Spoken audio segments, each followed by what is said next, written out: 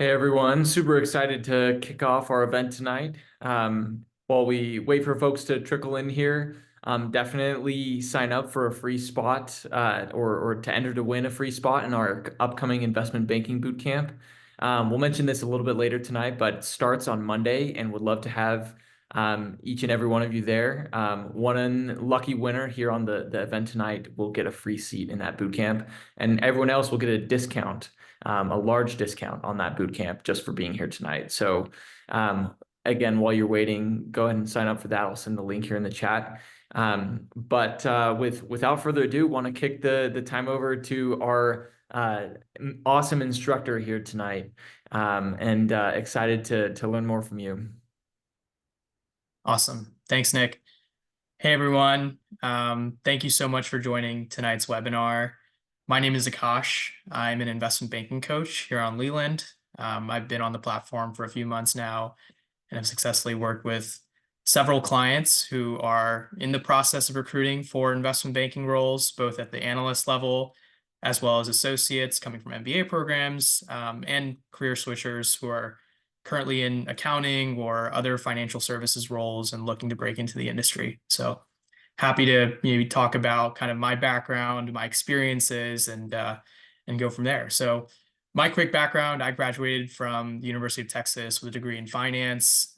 During undergrad, I've successfully recruited for investment banking internships and landed a summer analyst position at Lazard in their New York generalist program. Worked there my junior summer and was invited back as a full-time analyst post-graduation. So worked at Lazard for about 2 years, covering public and private company clients across telecom, media, and information services. And post-banking, I joined a growth equity platform in New York as a junior associate, and helped them kind of launch their strategy and invest out of a $500 million fund vehicle into software and financial services companies. And currently, I work for a physician practice management group, where I'm part of the executive leadership team and help them kind of think through growth strategy initiatives, including opening new locations and thinking through practice acquisitions. So, happy to kind of talk about my time in investment banking in more depth. And on the next slide, we'll kind of touch on different areas of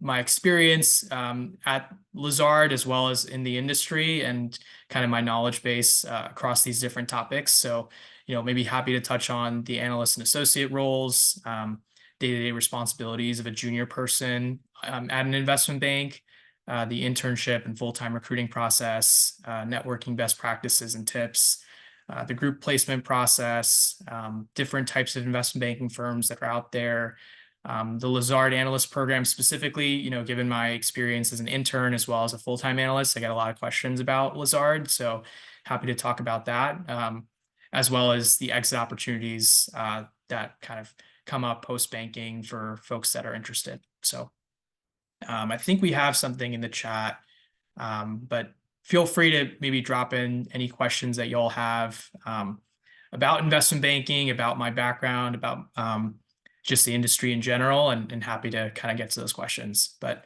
on the next slide, just want to point out to folks that I have kind of a discount code available through the end of the month for kind of folks that are interested in coaching. And to the extent that you like what you hear today and you want to explore kind of personalized one-on-one coaching, feel free to maybe schedule an intro call with me, which is free, completely free, where we can talk about kind of your goals and what you're looking to get out of coaching, and see if it's the right fit. So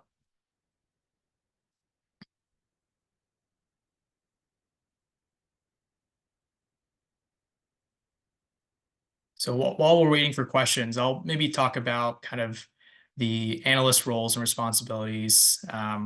So, for my time at Lazard, kind of one of the beauties of investment banking that I found was just the depth and the breadth of experience that you get at the analyst level. So, when I worked at Lazard, it was, very much like technical kind of understanding and deal reps that you get from working at a firm like that, from kind of day-to-day financial modeling for clients, right? Working on different analyses related to a client's business, whether that's customer segmentation analysis or unit economics analysis, and also just trying to understand the client's business better. So I see a comment from Amanda that a few people are trying to ask questions. So yeah, Amanda, maybe we could get folks off mute and feel free to ask your questions. So maybe let's start with Connor. Yeah. So I don't know if you had this back in the day, but the hire review process is becoming more and more prevalent, especially with major banks, top boutiques, and elite boutiques as well. So I guess I don't know what your experience is with that, but I just got hire review today. And I just really want to crush it because it's one of my top firms. So I guess what would be your advice for that? Yeah, no, that's a great question. So, from my experience, back when I was recruiting a few years ago, the hire view wasn't as widely used as it is today. There were certain firms, some of the bulge brackets that kind of use it as kind of a first round screening tool to ask, basic questions, learn more about a candidate's background, and try to assess from there whether or not you'd move on to a super day or a next round. My advice, and kind of this is what I tell clients that I work with, is, you're not always sure of like what they're going to ask you, but you kind of have a sense for like what the topics are, right? Like a common interview question you get in investment banking all the time is tell me about yourself, right? So being able to talk about yourself, your background, and then kind of the logical progression of, what you were doing in school, kind of your internships or your extracurricular involvement to kind of why you want to break into the industry, why do you want to work as an investment banking analyst, is something you'd want to articulate during that part of the hire view. Other questions that are common are, why do you want to work in investment banking specifically, right? So having like a why for, why investment banking versus other roles in financial services like wealth management or sales and trading or equity research, right? Like having a good reason for that, I think, is important. And I think it's also fair game for folks to ask you about kind of questions related to working together as a team or working on a project or something that's related to experiences that you've talked about already on your resume. So I think just in terms of your preparation for the hire view, I would say just prepare for more of the qualitative questions that are going to be more commonly asked during these interviews. Okay. I see Rayon has his hand up as well, so maybe feel free to ask your question.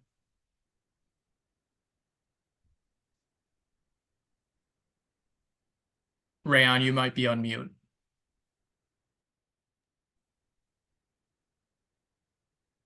Okay, no worries. We'll come back to you.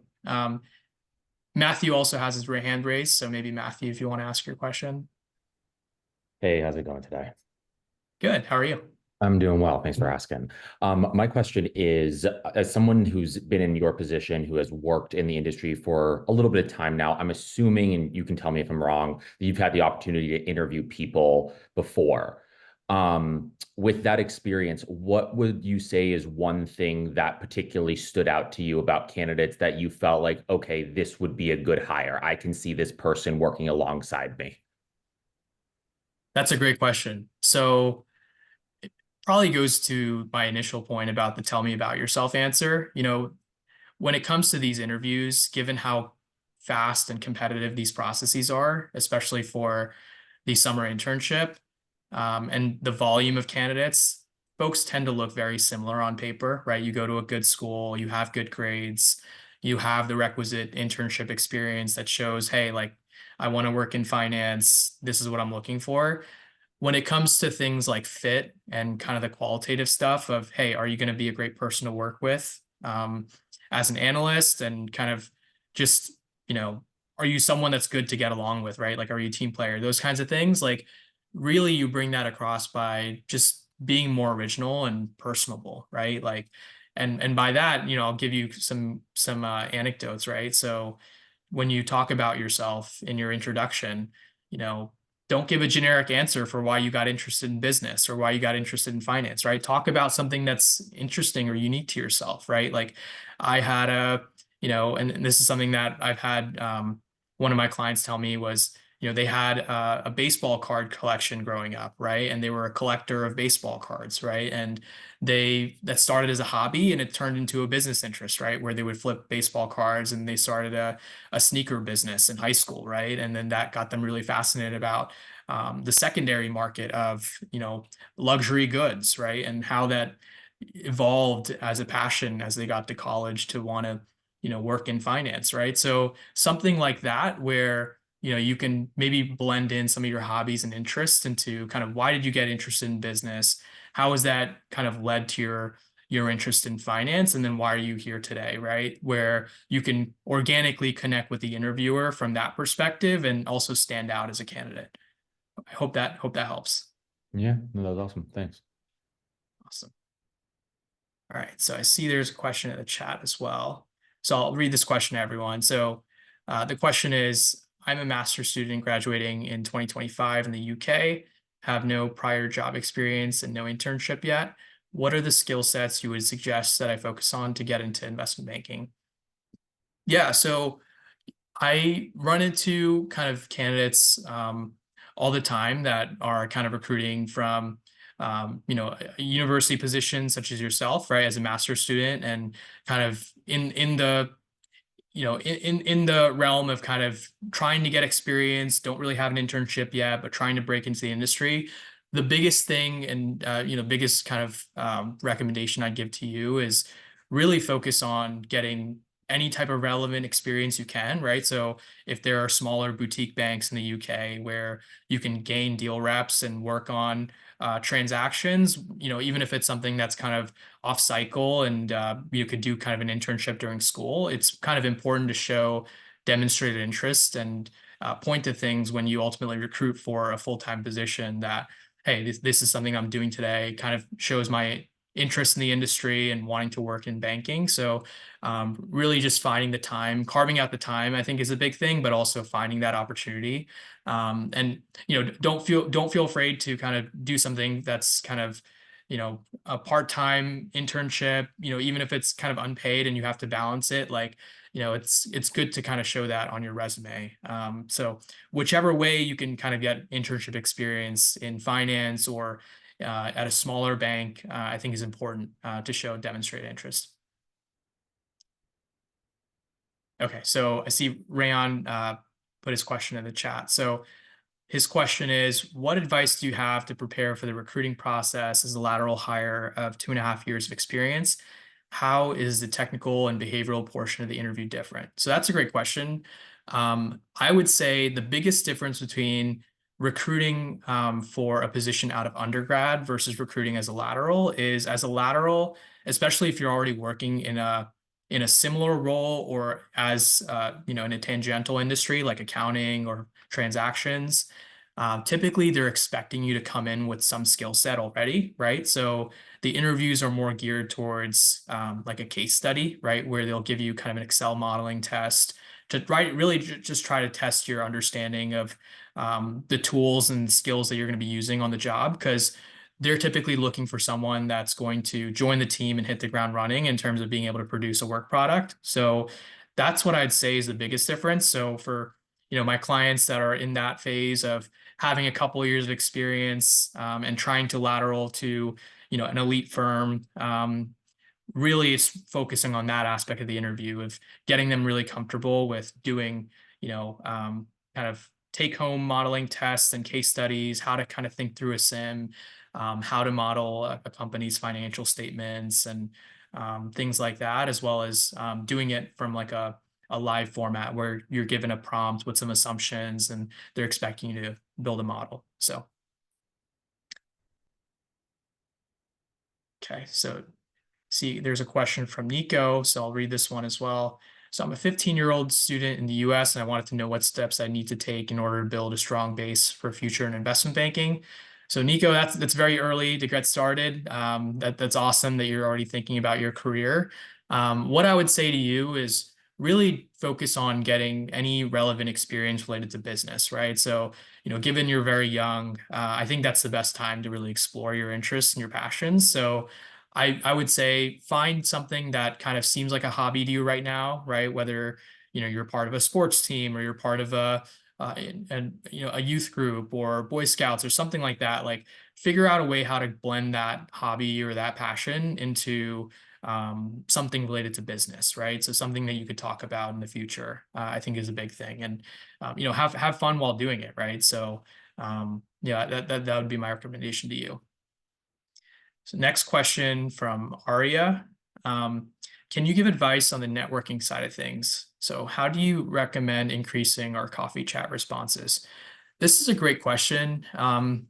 And typically, this is something that candidates really struggle with as it gets into recruiting season, right? So if you think about it, like some of these firms have a very select number of analysts, and most of them are getting a ton of emails, a ton of requests on LinkedIn for candidates like yourself that are trying to connect with them and learn more about their firm or their group and the recruiting process. So it's typically harder during the recruiting season to get in touch with these people. I would say really focus on areas of personal connection, right? So, beyond kind of, did you go to school with them? Think about maybe like, are there things they're talking about on their profile on LinkedIn? Or if this is someone that you've met at a networking event, right? Is there something that you had in common with them as you were talking to them, right? That you could kind of double down on and learn more about, right? So it becomes more of like a personalized kind of approach versus, hey, this is like a student trying to get advice, right? Because ultimately, at the end of the day, you need to be able to stand out from the crowd. So figure out any points of kind of personal connection you have with the folks that are working at these firms to kind of get your foot in front of them and to get them to recommend you. So. Okay, I see Connor's been waiting a long time for his second question, so I'll hand it off to Connor. You want to ask your question? Yeah, my question is just pretty quick. I know you worked in the Lazard office. I know they recently just advised on a deal with, I think they advised the board of directors for Canova and the Mars acquisition. I'm just wondering, where is the consumer office or consumer like group based in? Because I know that some people work in the Minneapolis office, but they also work in New York. Yeah, no, that's a great question. So I personally didn't do a ton with consumer, but from what I know, Minneapolis does a lot of the food and agricultural deals, right? So anything related to food and beverage and agriculture is kind of run out of Minneapolis. New York is really focused on kind of retail and leisure, right? And beauty. So, think like brands like L'Oreal and the big like consumer branded companies and retail companies. A lot of those groups are kind of covered out of New York, and more of like the food and beverage side of the market is covered out of Minneapolis. And I would say, one of the beauties about Lazard is, across all of our sectors, it's a very global firm. It's a very collaborative firm. So there are many deals that I worked on where you are cross-staffed with folks in Europe, in Paris, in London, where, if there's a client that has a very global presence to their business, you are working across, and kind of gathering the different resources of the firm. So it's a very collaborative culture. It's also, one of the unique firms where you definitely work and get a global perspective across the different industries you work on. So.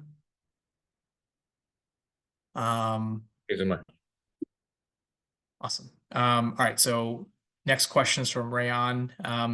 What prep provider would you recommend to improve financial modeling skills? So for this one, I would say it really depends on the type of interview, right? So, typically a lot of investment banks like to train their analysts using, financial modeling resources like Wall Street Prep and Training the Street. So those are typically used during the summer analyst and analyst training sessions. I would say if you are someone that's an undergrad that's recruiting for an internship or you're looking for a full-time role, I would say that's probably less relevant for you to prep. I think more you should probably focus more of your prep on kind of the conceptual understanding of accounting, valuation, discounted cash flow, right? And going through kind of pen and paper questions related to those concepts. I would say when you are in the industry and you're either working as an analyst trying to lateral from, where you are currently into another firm, then I would say the modeling becomes more important, and you probably would need to focus more heavily on the modeling prep. But I would say if you're an undergrad recruiting for an internship for your junior summer, or if you're someone that's a senior looking to recruit for your full-time role, really focusing on kind of the conceptual understanding of these topics related to the technicals, and acing kind of the pen and paper version of these questions is going to be important. Okay, so next questions from Aria. So emailing has been the standard outreach tool. Do you recommend LinkedIn as well? I would say I would personally, if it's someone that you don't know and you are trying to get in touch with them, I would recommend a clean email that you're writing with your intention of why you're reaching out, and keep it brief, kind of to the point, and why you want to talk to them, and see if they respond. So bankers spend a lot of time on their emails, especially junior bankers, and that's the preferred form of communication. Now, if it's someone that you have more of a personal connection with, either they went to the same school as you, maybe you met them at a networking event, or you guys are part of, similar organizations, whether you share a fraternity or something like that, then it might make sense to reach out on LinkedIn. But for the most part, I would say I would keep it to email. So Kapil has a question. So as a first-year math major in Canada, interested in investment banking, what steps would you recommend to land internships in the US, and how do you specifically stand out? So I am not super familiar with the visa process and how that works coming from international to the US, but what I could touch on is I know there are certain banks in New York that have pretty well-established recruiting relationships with universities in Canada. So there's two universities that I'm primarily familiar with, which is Western and the Ivy Business School. That's one, and then Queens. So if you are at any of those schools, I would say, you have kind of a recruiting system that's set up for you to, interact with the banks and get on their radar when it comes to the internship process. If you are not at one of those schools, I wouldn't say that, it's harder for you, but you definitely need to put in more legwork to stand out. So to the extent you can, right, getting relevant experiences, and trying to get in touch with bankers that work in the US, whether that's if you're targeting New York, right, New York City, it's worth it making a trip out to New York to meet with folks that you connect with over the phone, to really kind of demonstrate that interest, and kind of see what are the opportunities available to you coming from Canada. But that's what I would say to that topic. Okay, so next question's from, so I see Rudra has his hand up, so I'll give the floor to you. Feel free to ask your question. Thank you, sir. So like you just said, that modeling won't be directly extensively used before the role itself. So we should focus more on the technical side of the skills. Would it be beneficial if we create a small portfolio of our models or valuing companies, not very advanced, but a basic portfolio to show that we have some basic practical skills for an internship? Yeah, no, that's a good question. I would say that's really not like as relevant. Like I think it's good to do, right? Like it's good to practice modeling on your own. And, if that's something that you do either in your free time to learn kind of what the day-to-day of an analyst is like at these firms, that's great. Like, if you're part of school organizations where, you do modeling to learn more about a company, or you're doing it as part of your coursework, like that's great to do. I would say that's probably like extra work. Like if you're trying to build a portfolio of like models that you've built, that's, extra work that you're putting on yourself, you don't really need to do. I would say you should probably more so use your time of really crafting your resume, right? So the modeling skills that you have built and the practice that you are doing, figure out how to convey that the best way on your resume, right? And talk about it, because that's definitely stuff that you're going to be asked about during an interview, and they're going to expect you at a certain point in your career to become very technically proficient. So I would say in terms of portfolio, less relevant to do when you're in undergrad. Definitely practice modeling on the side, whether that's by yourself or as part of student organizations or your coursework. You should try to get as many reps as you can, and really try to get that to come across on your resume. So next question is from Ray. So from your experience, what does the intern, analyst, associate day-to-day look like? And can you give an example of interesting or challenging projects you worked on? So this is a great question. So I would say it definitely varies from each level. So as an intern, you're more so focused on high-level tasks related to the deal and things that your deal team knows that you're going to be able to complete, right? So I'll give you an example. Like, if you are putting together a pitch deck for a company in the media space, they'll ask you to put together buyer profiles, which are basically strips of, what potential buyers can acquire this company or invest in this company. If it's a sponsor, what's their latest fund size, maybe a couple of bullet points on their strategy and other relevant portfolio companies they have that are relevant, similar to the target. So that's an assignment that's commonly given to interns.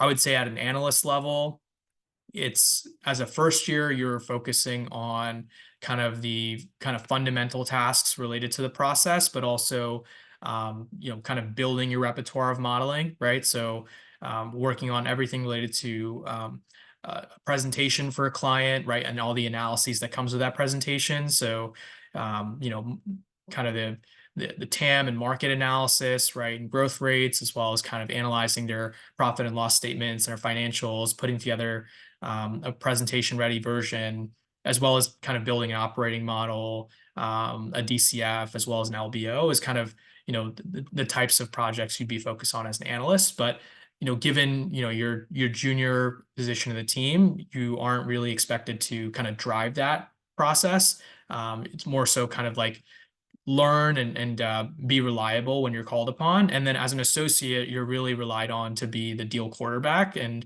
drive all those work streams, right? So,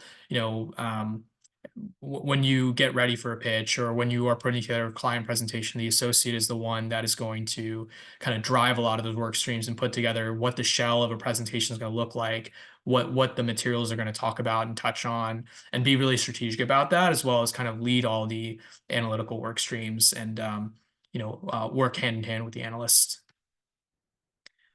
So next question's from Kevin. So have heard many conflicting opinions on this. Should you or should you not include your resume in a cold outreach? Have heard some folks say it's presumptive and transactional. Others say it gives key context.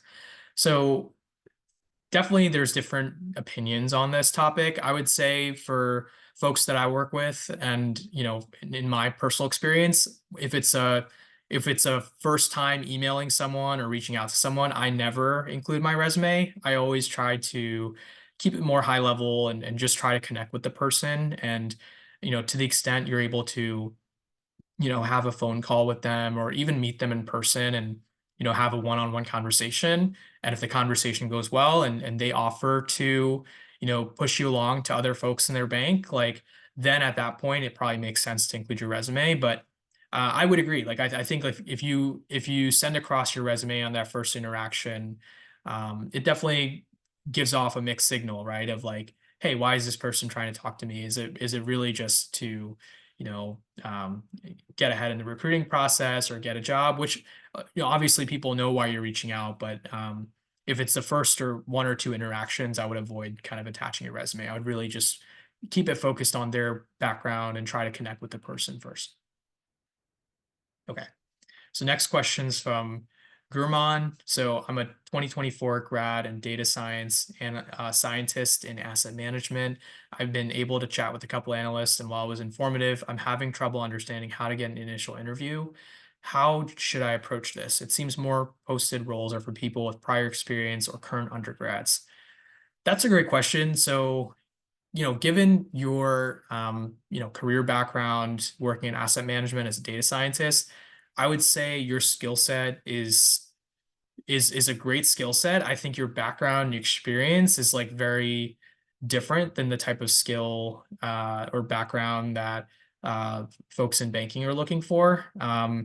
And to that, I would say, you can definitely go about the networking process to, directly break into the industry. So talking to folks at, the associate level, at the VP level, to see if there's opportunities to lateral into a role at a coverage group or at a product group at a bank.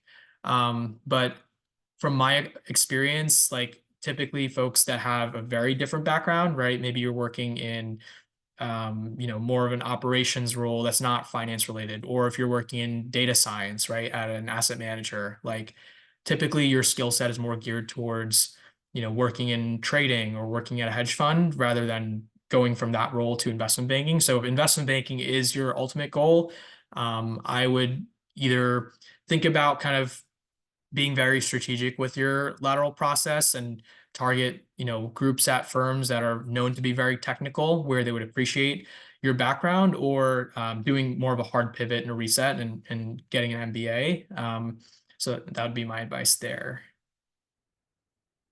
Next question's from Gloria. So any tips for MBA internship recruiting specifically? So for MBA internships, so you're referring to the associate programs, I would say really focus on kind of nailing the technical aspect. So for associates, you're really expected to come in and drive the deals, right? Given your seniority on the team and kind of leading kind of the creation of the materials for the process, right? As well as leading kind of the modeling and the interactions with the client. So when it comes to the internship, really focus on your skills related to financial modeling as well as your presentation skills. So being able to talk very well and talk intelligently in front of clients is going to be a big aspect. So to the extent that you're getting those reps in your MBA program, whether that's part of campus organizations or kind of learning, the nitty gritty of financial modeling by yourself is stuff I would focus on, as well as, when it comes to the actual networking portion, like really connect with folks that have gone through that process at your school. So if you're a first year student, definitely connect with second year MBAs who are either working at firms or going full time to firms that you want to work at. Okay, so next question. So what type of model should I practice? I would say for the analyst program, really focus on knowing your 3 statements cold. So those are the most scrutinized portion of analyst interviews, is making sure you understand the flow from the income statement to the cash flow statement to the balance sheet, and making sure you understand kind of how all those mechanics work. And there's many, granular layers to that. So I think really understanding your accounting, understanding, the 3 statements, how they flow together, practicing the operating model, I think should be your biggest kind of focus area. And then beyond that, really understanding discounted cash flow, all the mechanics of a discounted cash flow, right? The difference between levered and unlevered free cash flow, how to calculate WACC, right? And then how to kind of calculate a terminal value and enterprise value. Those are all concepts that you should be pretty familiar with and know how to move your way around in a modeling. Okay, so it looks like we're getting to the end of the session. So I'll kind of turn it back over to Amanda and see if we wanted to talk more about the upcoming boot camp. Yeah, absolutely. Just a quick plug and take a look in the chat or see here if you haven't signed up yet for a spot to win. We're just about to choose the giveaway winner here. But we are holding this boot camp starting on Monday, and this is designed to kind of get you through a lot of the content that Akaash has kind of been able to touch on tonight. We're going to dive really deep on both the strategy to land the interview and nail the interview. And along with that, you're going to get a free one-on-one session with an expert coach, which may include Akaash. We'll also have mock interviews set up with peers in the boot camp. We'll have access to Leland Plus, which is our IB prep content library, and more that all come with that live expert instruction. And if you were to buy that all piecemeal on Leland, it would cost over $3,000. But tonight, through the bootcamp package and just for being here on this event, anyone who signs up for the giveaway and doesn't win, we're still going to give you a $700 discount code to get the bootcamp for just $499. So definitely, if you haven't yet, sign up to win. And I'll pull the trigger here and choose a giveaway winner right now. That giveaway winner is going to be Rudra. Rudra, super excited to have you in the boot camp, and for everyone else, would love to have you as well. Definitely sign up tonight with the discount code you'll receive via email and text. And for everyone here tonight, I highly encourage you to book a free intro call with Akaash. He's a fantastic coach. We'll send his info in the chat along with that discount code. He, as you've heard tonight, has so much in-depth perspective, not only on the investment banking, recruiting process, but how you personally can land a role. So just so glad that you were able to be here and learn from him tonight. And Akaash, any final words? Yeah, no, thanks, Nick. Yeah, no, it was great being here and to kind of see, familiar faces and folks that are looking to break into the industry. So as Nick said, if you're interested in learning more about how I could help you in a personalized way, feel free to book an intro call. And, we have a discount code open through the end of next week. So, happy to kind of learn more about your personal goals and see how we can help you reach them. So.